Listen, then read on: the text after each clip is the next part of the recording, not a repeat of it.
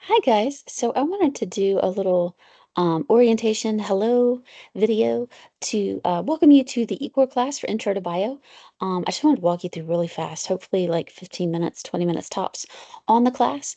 But there is the homepage for our Intro to Bio class. It is a lecture and a lab class, so you're getting 4 credit hours for this class.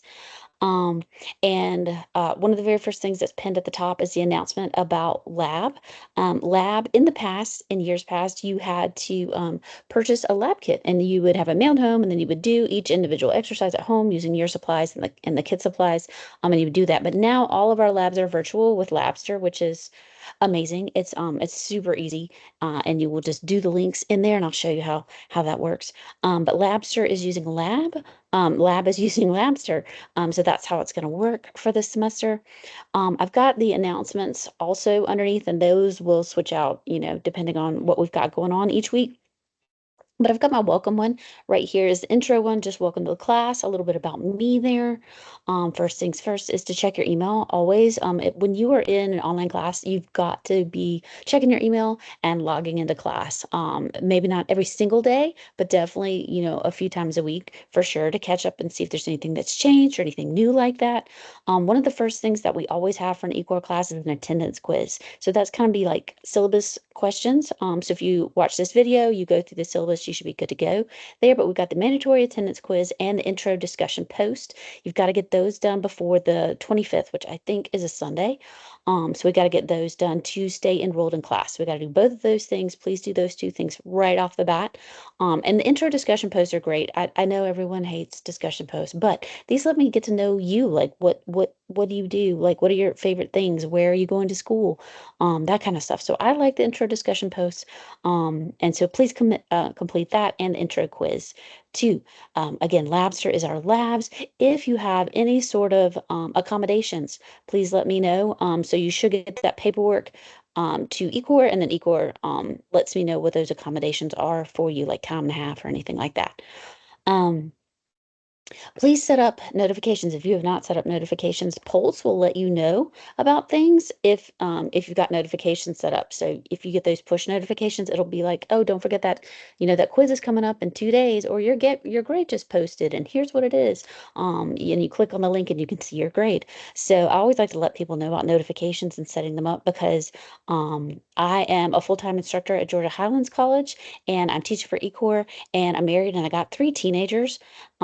And so I'm going to school at grad school, getting my doctorate. So I know time management is key, especially for online courses, which are sometimes really difficult to manage time when you are trying. You think it's easy, it's an online course, it'll be easy peasy, but time management's important, like getting your stuff done by the deadline. So whatever works, whether that is writing things down in a physical planner, putting things into your phone, setting up notifications so you get those alerts in case you forget something, and it lets you know. So I always like to tell people like the best tips and tricks to be successful, and notifications is one of those things I like to tell people about. Um, how to get in touch with me? You can definitely email me. This is the non-emergency email, but you could definitely email me through GoView email too. So that's going to be the email at the top. I do like to tell you though, the GoView email doesn't like send me alerts that you emailed me, so I have to physically be logged into GoView to see those emails. Um, yeah, so that's the intro one. I'm going to put this video and embed it right here where it says video below. It's going to be embedded right there. Don't forget about the mandatory attendance quiz and the discussion that you've got to do before Sunday, the 25th, to stay in class. So please knock those out. Also, we got a teeny tiny little calendar widget over here that's got all the important stuff and when it is due, which is really great and helpful, is the calendar with all of that stuff and the dates and stuff. Also, there's other resources up here like free tutoring and stuff like that. All right, so the things on the bar. We started off with the homepage, then we'll go to syllabus. So I've already got it pulled up here. Syllabus. We've got the intro stuff here. What is the course designed to do? It is asynchronous. It is online. You will be taking this class out on your own time, and you will have deadlines to complete different exercises, lab exercises, that kind of stuff. If you want to get in touch with me, again, there's my Highlands email. You can always email me through GoView. I do have a Google Voice number, so if you need to send me a text or give me a phone call, that's there. And then if you would like to set up a meeting, we can do that too. I have online office hours for my Georgia Highlands students and for you as well. So if you need that, click this link that says book time. That'll take you to my bookings page, and you should be able to book that time slot so nobody else books that time slot. I want you to be able to have that time dedicated for you. So please book the time slot. And then when it's our time to meet, within these hours, you just click join the meeting. If those hours don't work for you and you still want to meet, let me know. Shoot me an email and we'll try and figure something out. Just a little bit more about me, and how to get in touch with me. Response times, usually during the week, I try to make it, same day or 24 hours. If it's during the weekend, again, I'm married, I got 3 kids, I'm busy. I know y'all are busy too. So it's a little bit longer. It's not 24 hours, it's more like 48 hours over the weekend, but I try my best to get back to you as soon as possible. There's definitely attendance verification. Like we said, you got to do the mandatory attendance quiz and the discussion post. Those are the two things that you're supposed to do in eCore to stay enrolled in the class. And if you don't do those, you could get booted out for non-attendance. So please log in and do those as soon as possible. And I want to say I saw at least, where did it go? Yeah, 11 students have already posted in the discussion thread. So y'all are awesome already. Um, Yes, we do have a proctored exam and a final exam major project. We've got that going on. So we've got a proctored midterm, is the proctored exam. So you will get several notifications about that, when that's coming, when that due date is, how to sign up for a proctored exam. You can do proctoring two ways. If your school that you have has a testing center in person and that's like your preferred way to do, go that way. You can go that route. If you choose to do it online, you can do it online too. Something like Proctor U, I think it's 20 or $29, something like that is the fee, for you to sign up with them, and they will have you download the software and you will do the whole thing at home if you've never done an online test at home.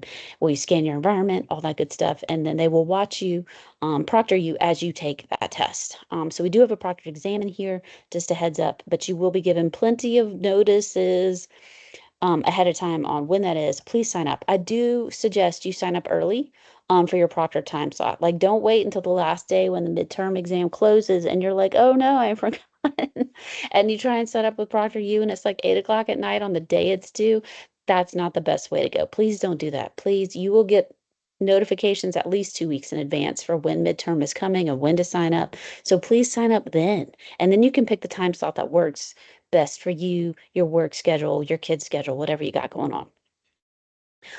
This class is part of the core impacts. Absolutely. It is the sciencey part, of impacts. You can see the course objectives. The time involved in this class and how we break it down is all over here. Time commitment, talking about, how to be successful, how to designate your time, how much time each thing's going to take, in class is here. So there's some tips to be successful. Again, log in regularly, definitely check in, check the calendar, check in the announcements. Hopefully, if you've got your notifications set up in the Pulse app, like I was telling you all about, it should send you those. Definitely try and get your work done on time, in this class. The materials and resources are all free, which is excellent. So we're using the Composites biology textbook. It's the same textbook I use at my school too. It's an open source online free textbook, by OpenStax, and it's a pretty decent one. So this is the link to it, but it's also embedded in the course. So don't stress, about trying to go find it. It's there. We don't have a lab kit. We have Labster, so those links are in there too. I'll show you in a little bit. The unit breakdown, we've got 10 units in this class. You can see all the different ones, that we will be covering in Bio 1010. Biotech's one of my favorite ones, and it's at the very end. And then we've got the course schedule with things due. Again, the first two things, intro, discussion, and the mandatory attendance quiz, do those. And then we'll be going into Unit 1. Unit 1. So Unit 1 is going to be due on Sunday the 1st, right? Sunday the 1st. Yeah. So things are due on Sundays. Does that mean that you have to wait until Sunday to do it? No, absolutely. If you have time during the week, do it during the week. You can do it ahead of time, for those things. So please do knock things out ahead of time. Don't wait until the end. on this class, but you can see the schedule of all the things and all the different ones, units 1 through 4, and then there's that proctored midterm, which is October 11th. So heads up, October 11th is going to be that proctored midterm, and you will get several announcements about how to sign up for testing for that proctored midterm. So units 1 through 4, proctored midterm. Then we've got units 5 all the way to unit 10, and then our final exam is going to be in December during final exam times, and the final exam is going to be December 10th. Other important dates. I know the Unit 1 stuff is due during Labor Day weekend, so maybe do that ahead. Do that one ahead so you can enjoy Labor Day weekend and not worry about it. Um, yeah, all that good stuff. The last day to withdraw, I always like to tell people that too, just in case. Like maybe you get in this class and you start off strong, but then something happened and it completely went sideways and you need to get out. If you need to get out in any of these classes in eCore that are full session, October 14th. October 14th is the midterm. Get out before midterm. If you get out, you just get a W on your transcripts. It's not a big deal, doesn't impact your GPA or anything. It's just a W on your transcript. So if you need to, October 14th is the midterm day to withdraw. Last day of class could be December 4th, and we said the final exam is going to be December 10th. December 10th. Um, Definitely participation, be polite. We're going to have some discussions in here. So, just general etiquette, golden rule, treat others how you want to be treated.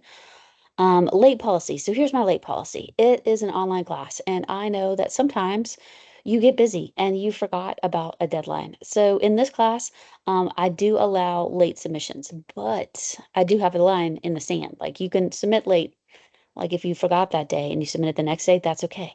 I allow up to 6 days late. If it's 7 days late, then the temporary zero that I put in the grade book for you turns into a permanent zero. But if you like it's due on Sunday, right? Everything's due on Sunday, and you turned it in on Monday. If it's like within 24 hours, it's no big deal. If it's 24 hours late, like one day late, it's 2 points off.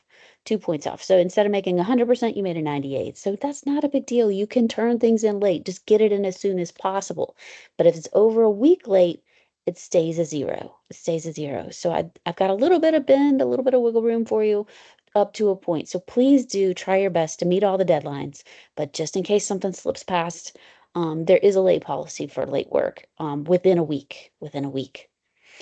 Here's the percentages of the different things. Like I was telling about discussions, we got the intro discussion, but it doesn't count very much. It's like 1% of your grade. But the other discussions later on are 20% of your grade. So make sure that you're getting your discussions done on time. The lab activities are 30% of your grade. Then we got some quizzes on the content material that you'll see in each unit, different assignments that we do. That midterm, again, is 15%, the proctored midterm. And then we've got the final exam that's going to be 10%.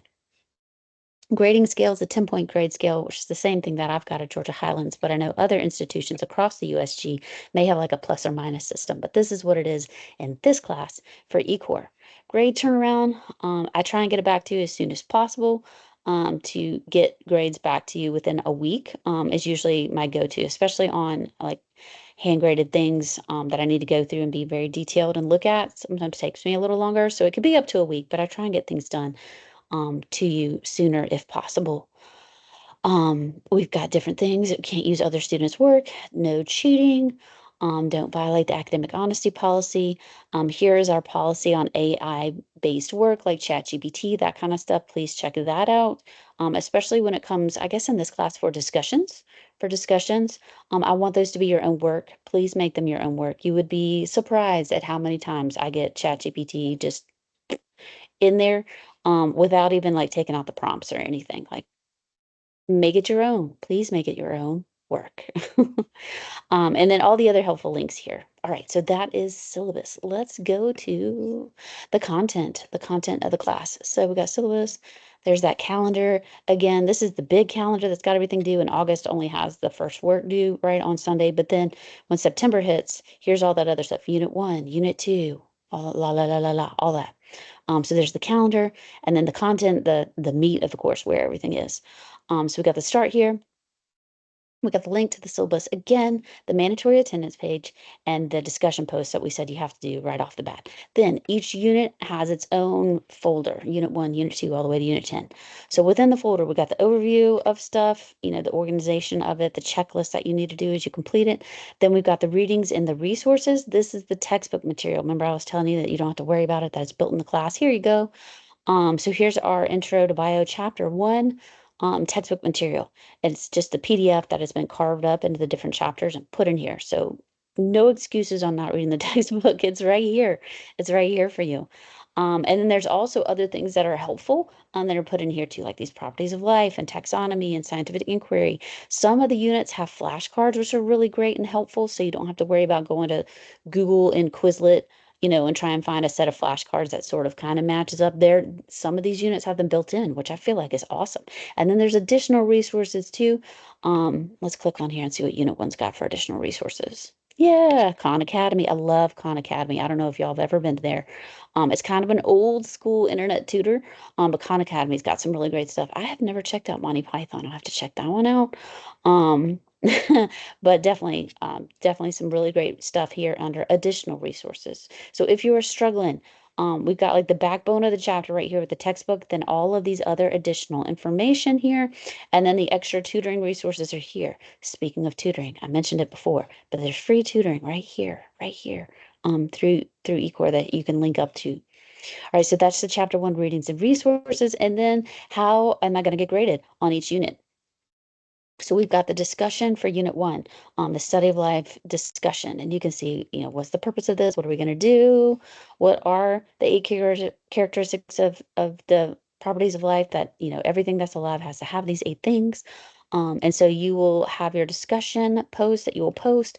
Also, everyone always, not everyone, but I have a lot of students forget this. Let me try and highlight it. Where did it go? I always want y'all to check out the grading rubrics for assignments, any assignment, grading for discussion, an activity, whatever it is. There's usually rubrics. And this one asks you, peer resources, use of language.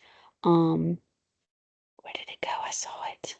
Here it is. Don't forget to reply to at least 2 classmates. So you could have the best discussion post in the world, but if you don't also interact and make it a discussion by chatting with your classmates, it's not a discussion. So definitely get those done because you won't get full credit unless you go to the other classmates discussions and respond to them too. So you got to go to 2 classmates discussions and please put a thoughtful discussion in there instead of like, yes, I agree. Please be something a little more than that, please. So that's how discussion works. Um, and then we've got the Unit 1 quiz. Remember, I was telling you the readings and resources, all of that good stuff. The quizzes are on the readings and resources. That's how those work. And then at the bottom, we got the lab stuff. So again, remember I was telling you it's Labster. So our first lab exercise is always in any of my science classes. It's always lab safety. So click the link here. Please don't Google Labster and try and backtrack into it because it's going to ask you for a code. Use the links here. Use this link here for the lab safety. It should, oh, here's our lab manual that tells you the synopsis. These are really great too. As you go through Labster and complete the exercise, sometimes you'll run across a question within Labster and you're like, I don't know where to find that information. Let's see if I can get it to pull up. It will ask you questions throughout the lab, which is really great. It's very interactive. Um, and then it's going to give you this little tablet like theory where you can click the theory and it will go through the concepts of each exercise. And so that's usually really great. If you get hung up and you're stuck and you're like, I don't know what the correct answer is, go back to that theory in the little, I don't know if you can see the little tablet right here, but there's like a little iPad tablety thing that you can click on in a simulation. Click on that and then you can read the theory and get through the questions. Um, but these are really great. Yeah, here it is again. Read theory.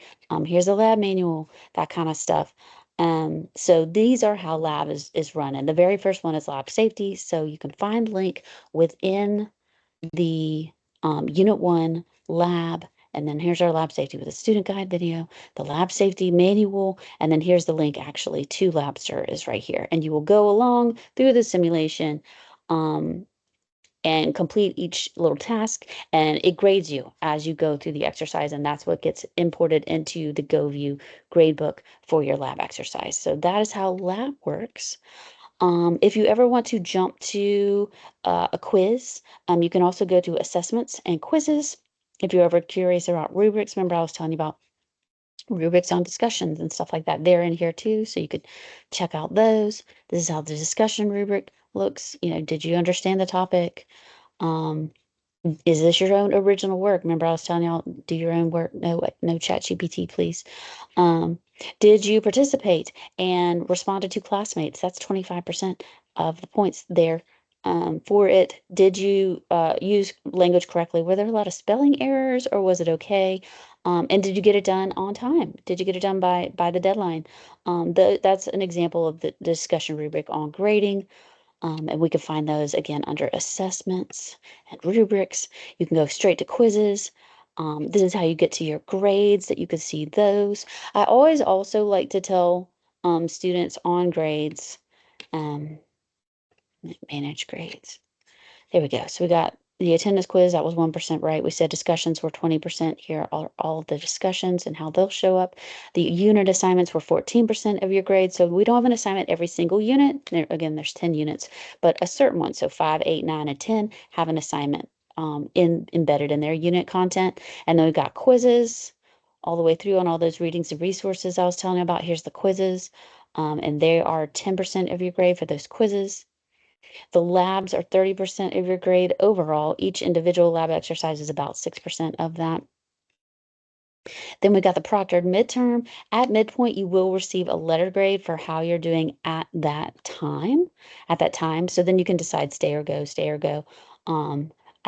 at that point. And then final exam at the very end, December 12th, and then you will get a letter grade and here in the grade book too. And it will also show up, when final grades are due at your institution, you can see it then. But I always like to show students ahead of time, so you know exactly what's going to be on your grade book when you get those grades at the end of December. So we've got letter grades for midpoint and letter grades for final exam too. So that's how the grade book looks. And it should automatically calculate, so you should see exactly how you're doing. Something that I like to tell my students, I know it works at GHC and I want to say it works in eCore too, but if you go over here to your profile pic and then down below it should have, what is it? Progress. It's called progress. I don't have it. Oh, no, there it is. Progress. So if you click progress as a student, you would have like 3 numbers in there and it would say under, let's see if we grade. No, it won't do it for me because I don't have any grades because I'm not a student. But there would be 3 numbers. There would be your class average, and then there will be a maximum, and then there will be a minimum. So your class average is your current average, exactly where you're at. The maximum is if we have still work to be done. Like we still have the final exam grade. We still have units 9, 10, and I don't know, maybe 8 still due. It'll put 100% on any grades that have not been completed yet, and that would be your maximum. So what mathematically could you still achieve is your maximum, and then your minimum is going to be if you have a 0 on everything that you still haven't done yet, what would your minimum grade be? Nobody wants to look at minimum, but I do always like to tell everybody about the progress and that you can look at that. So if you're at midterm and you're like, can I still make XYZ grade? Go look at your progress and see what's mathematically still possible for you, and you can check it out and see. And then if you're still confused and you're still not sure, email me and we'll chat it through. Yeah, and then we got communication, the class list, if you ever need to email the whole class, emailing me directly, that kind of stuff. Instant messages are probably not the way to go because they're not instant. Like I don't know that you've messaged me through instant messenger, so maybe not on that. But definitely email me. You can absolutely email me through GoView. They suggest that you email me through GoView and not my Highlands email, but I do check both. The other resources up here, your student portal, the calendar, the checklist, all that good stuff.